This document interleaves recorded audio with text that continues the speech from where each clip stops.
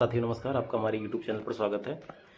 दोस्तों, जैसा कि जानते हैं 27 तारीख को हमारा जो आरओ का एग्ज़ाम है प्रस्तावित है और ऐसे में हम लोग अपनी परीक्षा को लेकर कितने सीरियस हैं और कितनी पढ़ाई कर रहे हैं, इन सब चीज़ों पर बात करने वाले हैं और किस तरह से बात करनी है, किस तरह से हमें एग्ज़ाम को क्लियर करना है और हमारी तैयारी क्या हो सकती है, इन सब पर बात करने वाले हैं आज इस वीडियो में। और जो हमारे लिए सबसे अहम भूमिका निभाएगा हमारे पेपर में वो है करंट अफेयर। इन पर भी बात करेंगे कि कौन सा करंट पढ़ें और कैसे करंट को पढ़ें, इन सारी चीज़ों पर बात करने वाले हैं दोस्तों। चलिए सबसे पहले स्टार्ट करते हैं कि दोस्तों हमें अब लास्ट जो बचे हुए हैं हमारे 20 से 25 दिन, इनमें क्या करना चाहिए। तो हमें दोस्तों जितना हमें पता है कि हम लोग जानते हैं कि हमारे जितने जो नोट्स बनाए हुए हैं, जो हमें शॉर्ट नोट्स बनाए हुए हैं, उनको जितना रिवीजन हो सके रिवीजन करें। चाहे हमारे पास शॉर्ट नोट्स है या हमारे पास जो भी चीज़ें हैं, मान लीजिए हमारे हम घटना चक्र पढ़े हुए हैं तो घटना चक्र को आप 1 से 2 बार रिवीजन कर सकते हैं। 2-3 दिन समय निकालिए, एक सब्जेक्ट जो है आप उसको 3 से 4 दिन में रिवीजन कर लीजिए, क्योंकि हमारे पास अभी 20 दिन का समय है। अगर हम 3-4 घंटे एक अगर घटना चक्र को दे रहे हैं तो 3 से 4 दिनों में हम कंप्लीट कर सकते हैं। अगर पढ़े हुए हैं तो रिवीजन करना है, क्योंकि 2-3 बार अगर पढ़ चुके हैं तो आप 2-3 दिन में आराम से खत्म कर सकते हैं एक घटना चक्र को। और इसके बाद हम बात करते हैं कि हमारे पास जो चीज़ें हैं, जैसे छोटी चीज़ें हमारे पास जो जितनी प्रैक्टिस कर सकते हैं रीजनिंग के लिए उतनी प्रैक्टिस कर लीजिए, क्योंकि 10 क्वेश्चन है, अहम भूमिका निभाएगा। 10 क्वेश्चन अगर आपके सही हो जा रहे हैं तो आपके वो कट ऑफ जान लीजिए क्लियर करने में एक बहुत बड़ी भूमिका निभाएगा। और इसके साथ में अगर हम बात करते हैं जैसे कि जो छोटी चीज़ है यूपी स्पेशल भी 10 से 12 क्वेश्चन जो देखने को मिलते हैं, चाहे करंट अफेयर के उसमें पूछे जाए और उसमें जीएस के जो क्वेश्चन पूछे जाएंगे, टोटल मिला के 10 से 12 क्वेश्चन पूछे जाएंगे, उसमें भी आपकी अहम भूमिका रहेगी। और 3 से 4 क्वेश्चन जो पूछेगा जनसंख्या नगरीकरण से, इस टोटल मिला के 20 से 25 क्वेश्चन हो जा रहे हैं। उसके बाद आप देखेंगे कि करंट अफेयर जो हमारे लिए एक बहुत बड़ी भूमिका निभाता है और हमें लगता है कि ये 25 से 30 क्वेश्चन जो पूछे जाते हैं वो पूछे भी जाएंगे। और इनको हमें लगता है कि जो भी चीज़ें थी अभी तक, तो हमें लगता है आई दृष्टि जो मार्केट में आ गई है, लेकिन अभी घटनासार मार्केट में नहीं आए हैं। तो आप लोग सभी लोग जो एक बढ़िया करंट अफेयर है आई दृष्टि, उसको आप लेके पढ़ सकते हैं। 1 तारीख को आ गई थी, उसके बाद हम दिखाएंगे कि आपको हमारे पास जो घटना चक्र है, जो हमारे पास आई दृष्टि की बुक है, उसको दिखाएंगे। और उसको आप अगर पीडीएफ के माध्यम से पाना चाहते हैं तो हमारे पास मैसेज कर दीजिए और हम आपको पीडीएफ उसकी भेज देंगे। हमारे पास पूरी पीडीएफ पड़ी हुई है। और चलिए दोस्तों बताते हैं कि हम घटना चक्र इसको आई दृष्टि को किस तरह से पढ़ेंगे। दोस्तों देखिए दोस्तों, हमारे पास ये आई दृष्टि की बुक है जो घटना चक्र उसकी है, करंट अफेयर की। इसमें जो दिए गए हुए है समसामयिक घटनाओं का वार्षिक संकलन 1 जुलाई 2025 से 25 जून 2025 तक दिया गया है। उसके बाद हम इसको ओपन करते हैं, देखते हैं कि इसमें चीज़ें कैसी दी गई हैं। दोस्तों देखिए, यहाँ पे पहले तो अनुक्रमणिका दिया है, उसके बाद यहाँ से सूक्ष्म दृष्टि से दिया गया है। यहाँ पे जो शॉर्ट में चीज़ें दी गई हैं ऑनलाइनर करके दी गई हैं, आप देख सकते हैं। यहाँ पे ऑनलाइनर में जो भी चीज़ें दी गई हैं उसको आप पढ़ सकते हैं एक बार एक नज़र में। यहाँ से आप देखेंगे जो वन लाइनर में चीज़ें दी गई हैं, यहाँ से लगभग 20 पेज पे दी गई हैं, आप देख सकते हैं। ये 12 पेज हो गया है अभी तक हमारा एक दिन में जो पढ़े हुए हैं, 12-15 पेज पढ़े हुए हैं। अलग लगातार हम पढ़ाई कर रहे हैं इसको।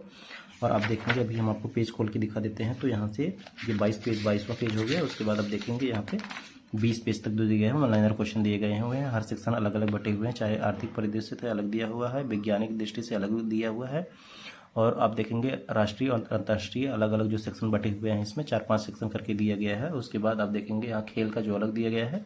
उसके बाद देखेंगे आपकी यहाँ पे राष्ट्रीय परिदृश्य करंट अफेयर, यहाँ पे वही चीज़ें जो है ब्रॉड करके दी गई हैं, जो चीज़ें आप यहाँ पे वलनायर में पढ़े हुए थे। यहाँ पे देखिए जैसे मिजोरम, गोवा और लद्दाख में कार्यात्मक सवाल अभी देखेंगे। हाल ही में संविधान हत्या दिवस ने मनाया गया था, ये 25 जून को जो मनाया जाता है, वो ये वाली पूरी इसमें चीज़ें दी गई हैं कि किस तरह से कब इसको मनाना स्टार्ट हुआ था। ये सारी चीज़ें दी गई हैं इसमें। हैदराबाद मुक्ति दिवस के बारे में दी गई है। आगे बात करते हैं देश के, देखिए बात करते हैं कि हम देश का सबसे बड़ा automobile Gatishakti model cargo terminal, ये सब सारी चीज़ें दी गई हैं इसमें। आप देख सकते हैं एयर इंडिया ड्रीम लाइनर विमान दुर्घटना। अब इसको हम देखते हैं, जैसे मान लीजिए यहाँ पे दी गया है, सब सारी टॉपिक यहाँ पे अलग अलग।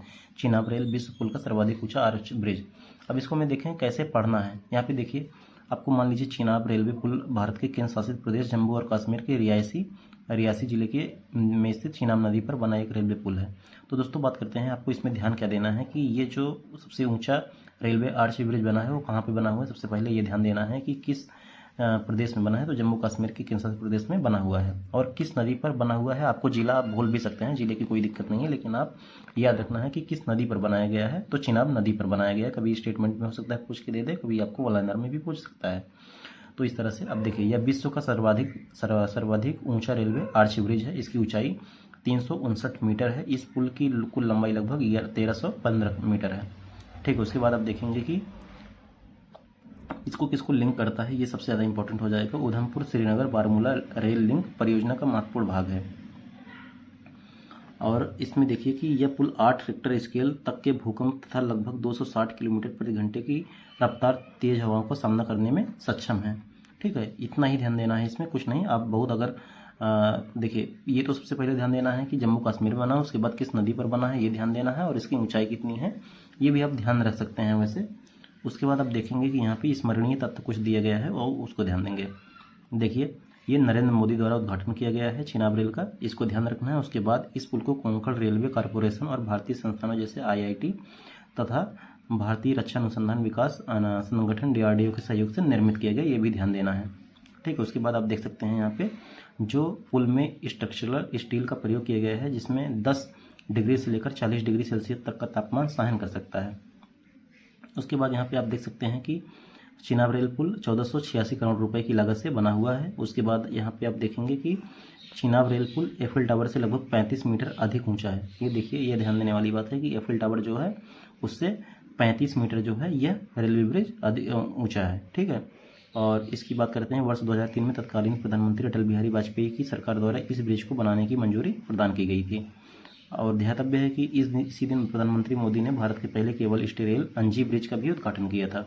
तो ये चीज़ें ध्यान देना है। देखिए, यहाँ पे इंपॉर्टेंट हो जाएगा कि अंजी ब्रिज का उद्घाटन कहाँ हुआ है, तो आप बताएंगे कि अंजी ब्रिज का उद्घाटन जम्मू कश्मीर में हुआ। और उसके बाद ये ध्यान देंगे कि यहाँ पे जो चीज़ें हुई हैं, चिनाब रेल पुल का सर्वाधिक ऊंचा जो बना हुआ है, कहाँ पे बना हुआ है, तो जम्मू कश्मीर में बना है, कितना ऊंचा है, किसने इसका उद्घाटन किया था, किस नदी पर बना है, सबसे इंपॉर्टेंट है। और उसके बाद कितनी लागत से बना है, ये सारी चीज़ें इसको आपको पढ़ लेना है। यहाँ पे बहुत अच्छे से सारी चीज़ें दी गई हैं। घाटमपुर ताप विद्युत परियोजना इकाई ये कहाँ बना है, कानपुर में बना है, ये सब सारी चीज़ें आपको ध्यान देना है। तो दोस्तों, आप लोग सभी लोग जो है जितनी मेहनत से हो सकता है, आप जो 20 दिन बचे हुए हैं संपूर्ण आप अब जो है परिश्रम करिए, संपूर्ण त्याग दीजिए, सारी चीज़ों को त्याग करके पढ़ाई में ध्यान दीजिए, क्योंकि 20 दिन का समय बचा हुआ है। आप जितना मेहनत करेंगे परीक्षा में उतना ही अच्छा आपका स्कोर होगा, और जो अभी परिश्रम कर लेंगे बाद में वो आपके लिए अच्छा हो जाएगा दोस्तों। ठीक है दोस्तों, इसी के साथ वीडियो को हम समाप्त करते हैं, और आप सभी को फिर से एक बार उज्जवल भविष्य की शुभकामनाएं दोस्तों। धन्यवाद।